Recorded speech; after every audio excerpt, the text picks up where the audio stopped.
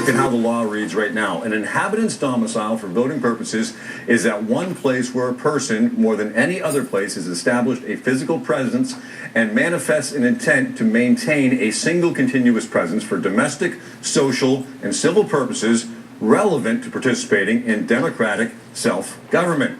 Now, if that doesn't light your fire, nothing's going to. Martin, is going to be an argument we hear a lot. The intention to maintain a continuous presence in New Hampshire. Campaign worker comes up, never lived in New Hampshire before, spends a few weeks, leaves after Election Day.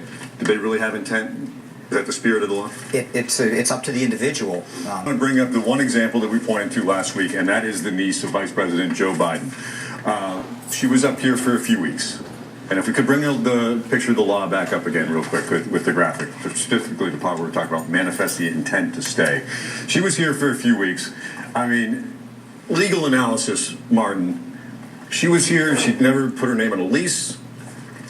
I don't think anybody believes that she had any real intention to stay here after the election. Does she qualify to vote, which she did here in New Hampshire? Does she qualify to vote under this law, do you believe? I don't know what her intention was, and unless we talked to her and got inside her head, which we tried to do. We can't do, which is something we can't get inside someone's head and understand what their intention is. Every right to vote here if this is what they intend to do. I've got friends in Massachusetts that would love to be able to vote in a swing state. So they can drive up to my house, they stay in my guest room on Monday night, they hold a sign at the polls, they vote Tuesday, and by Wednesday, what do you know, they changed their mind and they decided to move back to Massachusetts. Under Marty's interpretation of the law... And they can have a job that they're being paid for in New Hampshire. That's a very different example. What you're painting is a picture of something that you'd like to accuse folks of doing.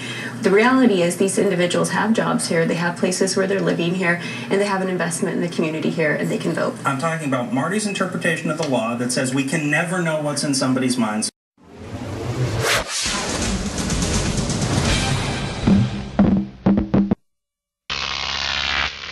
Croc TV.